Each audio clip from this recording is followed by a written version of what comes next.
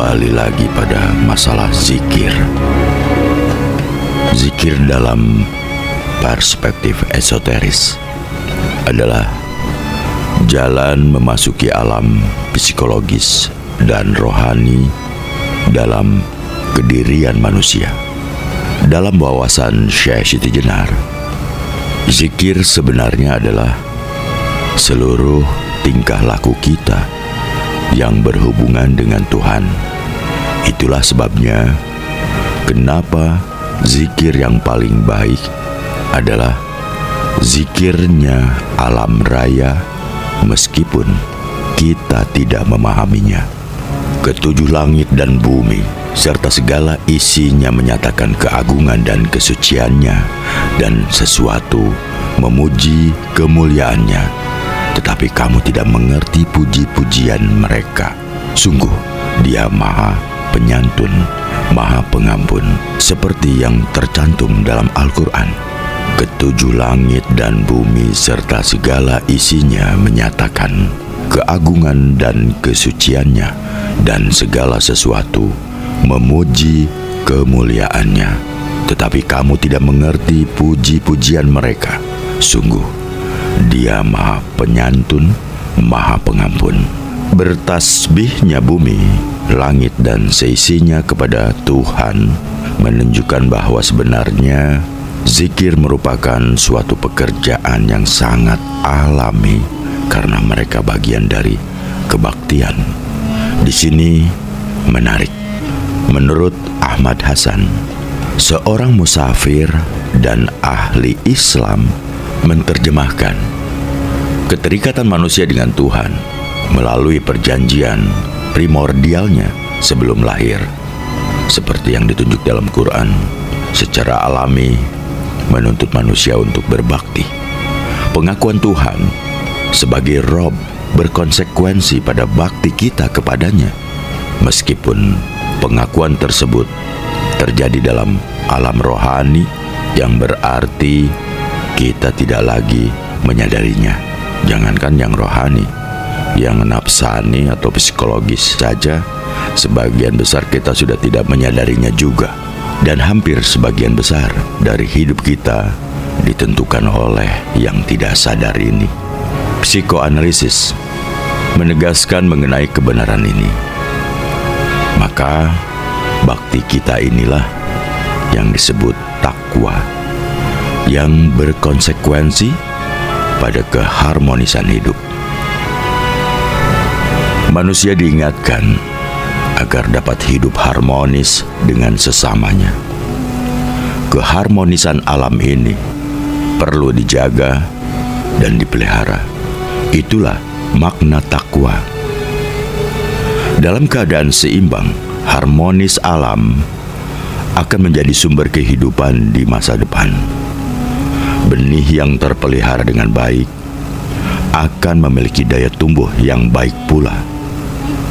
Begitu juga manusia yang berusaha menjaga dirinya dalam keharmonisan hidup. Berarti dia telah menyiapkan kehidupan dirinya.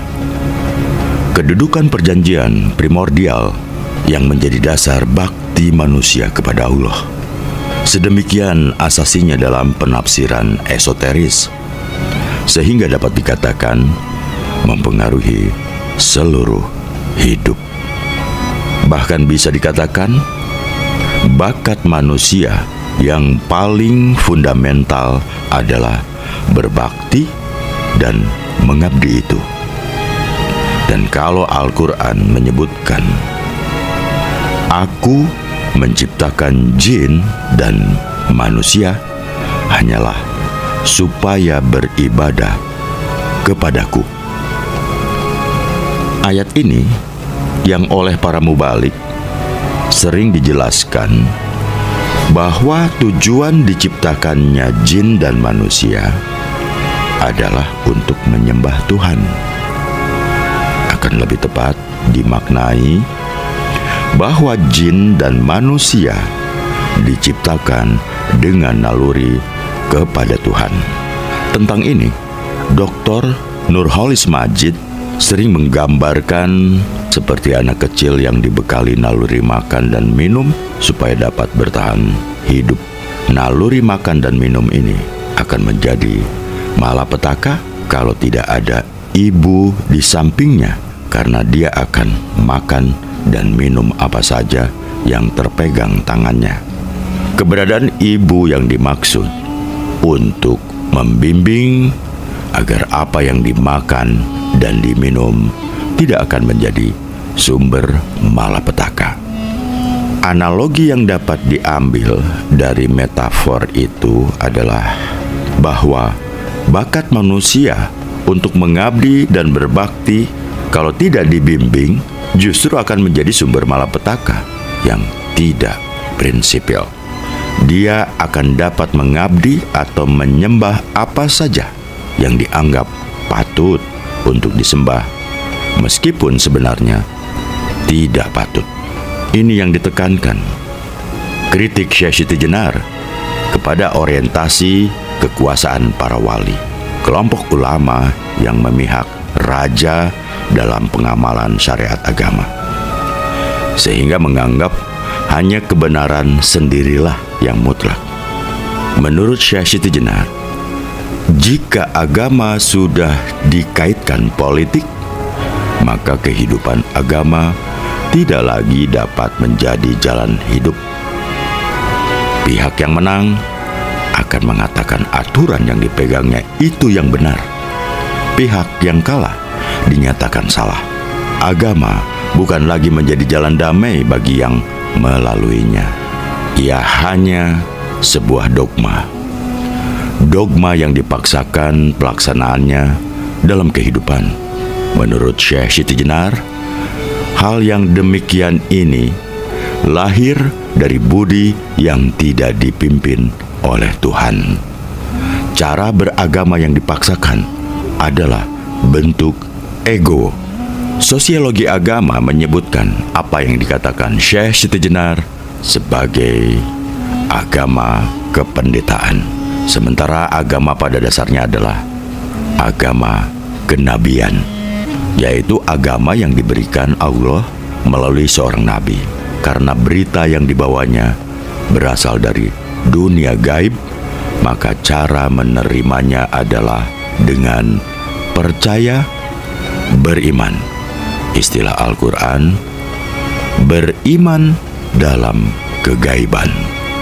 Dikirimnya nabi dimaksudkan untuk membimbing naluri berbakti manusia yang benar, agar tidak menyembah apa saja yang tidak semestinya. Itu sebabnya seluruh ibadah sebenarnya untuk mengingat atau zikir kepada Tuhan dalam arti sebenarnya. Memang zikir kemudian disistematisir melalui zikir formal seperti yang diajarkan oleh tarekat, tetapi itu semata institusionalisasi, karena lukisan zikir dalam Al-Quran adalah suatu kegiatan yang tidak mengenal tempat dan waktu. Pada waktu berdiri, pada waktu duduk, dan pada waktu berbaring. Tidak ada. Perintah sholat adalah perintah untuk zikir. Tegakkanlah sholat supaya kamu ingat kepadaku. Dan sebenarnya semua pekerjaan kita menjadi zikir. Seperti Syekh Siti Jenar katakan, asal dapat ditarik dimensinya dari kita kepada Tuhan. Inilah yang Syekh Siti Jenar sebut jalan lurus. Tidak hanya lurus horizontal, tetapi juga lurus vertikal. Karenanya sering juga diterjemahkan dengan tegak lurus. Buya Hamka pernah menyebut kata jalan lurus sebagai jarak antara dua tempat yang paling dekat dan yang jalannya paling dekat. Disebut jalan lurus adalah juga dengan maksud tersedianya banyak jalan bagi orang yang ingin kembali kepada Tuhan, meskipun sebagian jalan itu menyimpang atau tersesat. Kalau orang tidak bisa kembali kepada asal, sama saja dengan orang yang keluar rumah dan tidak bisa pulang atau tidak bisa kembali ke asal. Bisa dibayangkan jika keluar rumah dan tiba-tiba tidak tahu jalan pulang, tersesat di mana-mana. Akibatnya menimbulkan kesengsaraan. Karena itu, secara khusus kita berdoa dalam surat Al-Fatihah setelah meminta petunjuk supaya diberi jalan lurus. Tuhan masih bisa memaafkan orang yang sesat jalan karena mereka bisa kembali. Tetapi tidak ada maaf bagi orang yang dimurkai karena mereka sendiri yang tidak mau kembali. Maka ingat kepada Allah yang disebut zikir itu lebih merupakan sikap batin daripada sikap lahir. Dan ingatlah Tuhanmu dalam hatimu dengan rendah hati dan rasa gentar dan tanpa mengeraskan suara. Waktu pagi dan petang, janganlah kamu termasuk orang yang lalai. Perasaan rendah hati dan gentar di sini dalam arti merasakan keagungan Tuhan.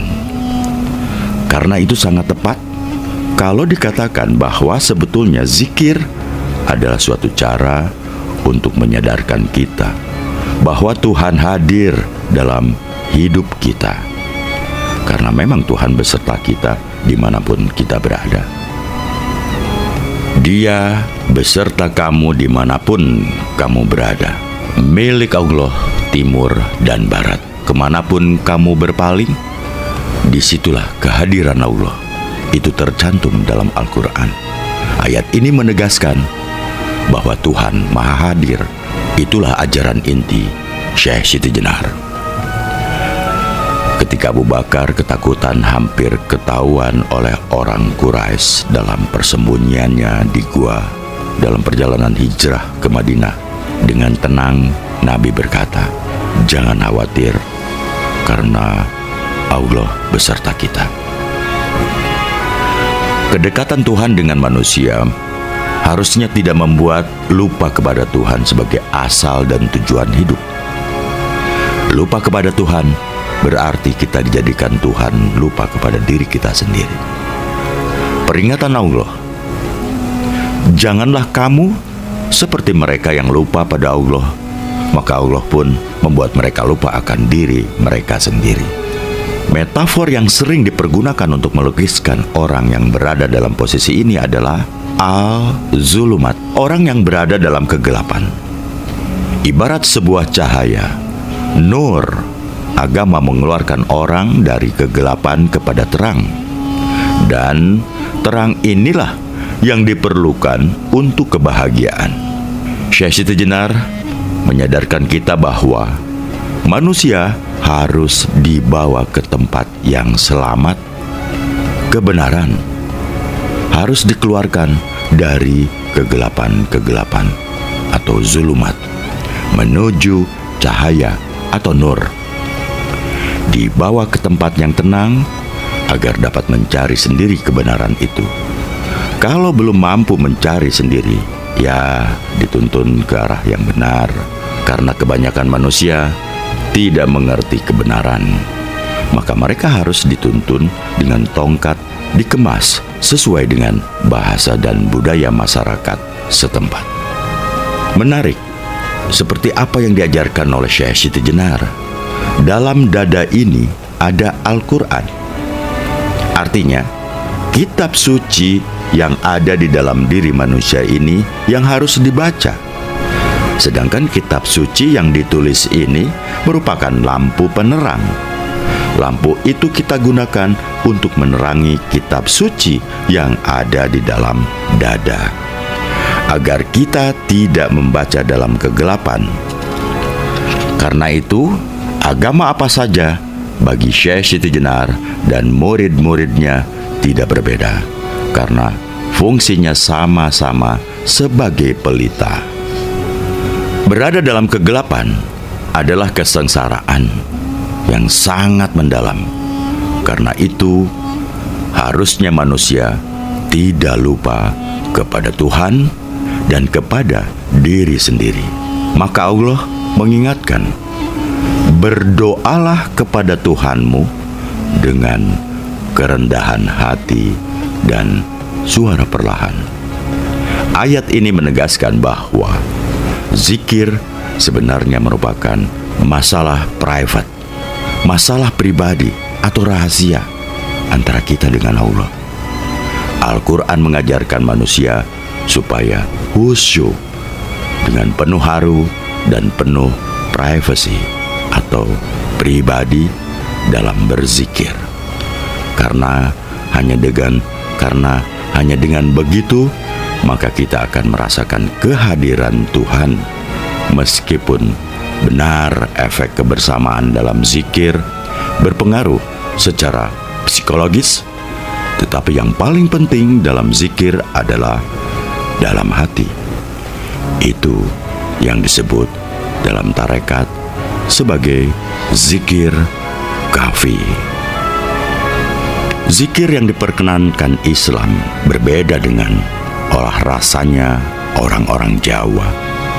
Bahwa ajaran Islam pun dipandang tiada beda dengan Hindu dan Buddha, sehingga tata cara yang diajarkan oleh para wali dianggap melenyapkan zat, sifat, asma, dan af'alnya Tuhan. Karena pada saat berzikir, manusia tenggelam dalam dirinya sendiri.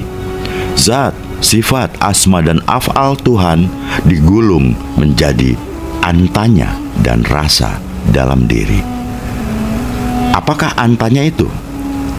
Antanya adalah angan-angan yang tampak nyata dalam diri ketika orang itu sedang berzikir dan bersemedi atau meditasi. Citra yang muncul dalam zikir dianggap sebagai realita, padahal cuma antaya dan rasa dalam diri, bukan hal yang nyata, cuma citra. Memang pada akhirnya kesadaran Tuhan ini harus tanpa pikiran lagi. Dilihat dari namanya kafi, rahasia.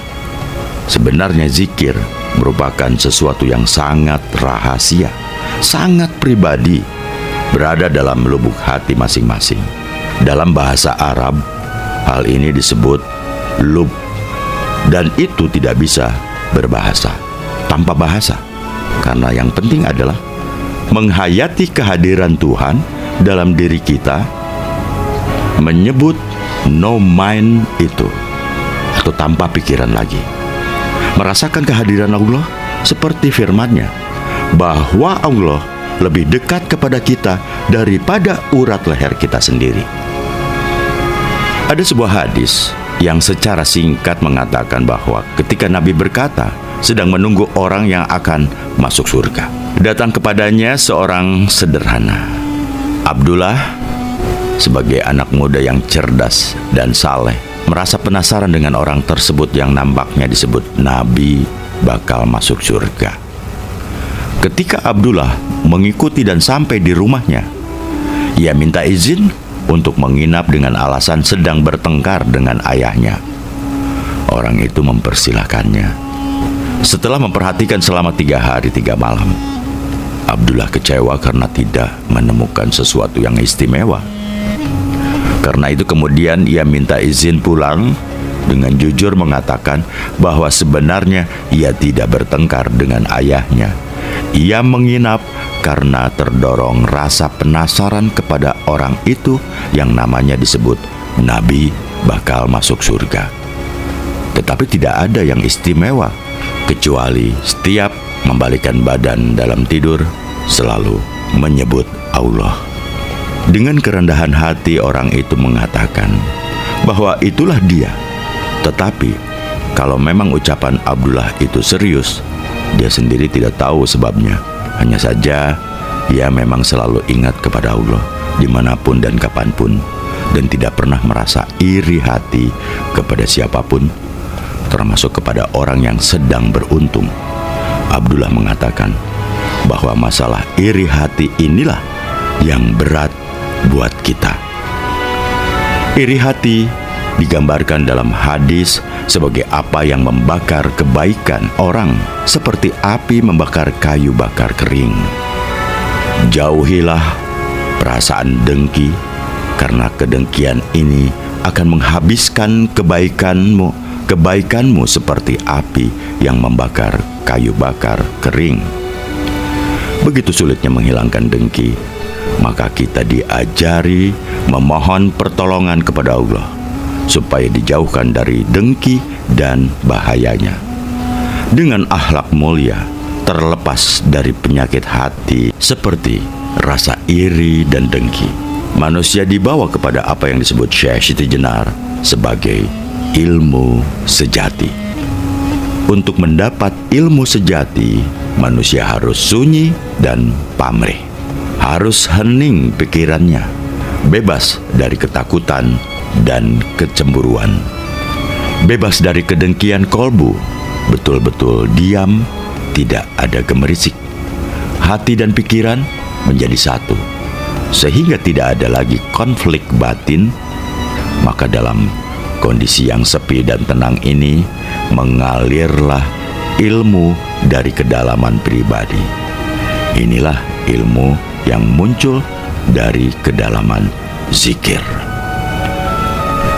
Kembali pada zikir, ada istilah yang terkenal dalam tasawuf, yaitu uzlah. Uzlah artinya mengasingkan diri. Sebagai metode uzlah merupakan usaha melepaskan diri dari keterlibatan sehari-hari supaya dapat melihat keadaan lebih objektif. Ini diperlukan karena pada umumnya kita menjadi tawanan dari situasi kita sendiri. Sebenarnya kita sering tidak dapat melepaskan diri dari tawaran situasi, sehingga baik dan buruk, benar dan salah merupakan dikte dari situasi. Melihat keadaan yang demikian dan dengan mengambil analogi dari Muhammad sebelum menjadi nabi yang merenung di Gua Hiro, Imam Al-Ghazali dalam bukunya Sang Hujat Al-Islam mengemukakan ide uzlah. Dalam uzlah terpenting adalah melepaskan diri dari keterlibatan situasi, sehingga ada pengosongan diri atau tahali. Itulah sebabnya kenapa sholat yang baik adalah sholat di tengah malam ketika semua orang tidur, sehingga leluasa introspeksi. Inilah pengertian uzlah yang sebenarnya, sehingga melakukan uzlah tidak harus disertai dengan mengasingkan diri. Logikanya, orang dalam pengasingan akan sangat mudah untuk berbuat baik. Yang sulit adalah bagaimana berbuat baik di tengah masyarakat, karena di sini diperlukan sikap jiwa.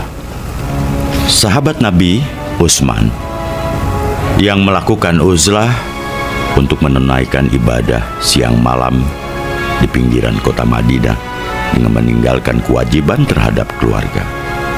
Mendengar ada seorang sahabatnya demikian, Nabi mendatanginya dan berkata bahwa cara itu merupakan cara yang benar dalam beribadah. Agama yang Nabi bawa adalah agama yang tidak mengenal kependetaan, tetapi agama yang penuh kelapangan, sikap toleran, dan kecenderungan pada kebenaran. Uzlah dalam arti bertapa dilarang dalam Islam, karena itu merupakan penyiksaan terhadap diri sendiri. Kalau ingin membuktikan diri sebagai orang yang baik, tempat yang tepat adalah di kota. Seperti sekarang ini sering dikemukakan para penganut tasawuf positif di perkotaan. Atau kalau istilah ahli tapa masih akan dipakai, dipahami sebagai orang yang mengasingkan diri di gunung-gunung. Ahli tapa adalah orang yang mampu menahan diri dari berbagai godaan dunia, baik di tengah keramaian maupun di tempat yang sepi, tidak mau disuap, tidak mau diajak KKN.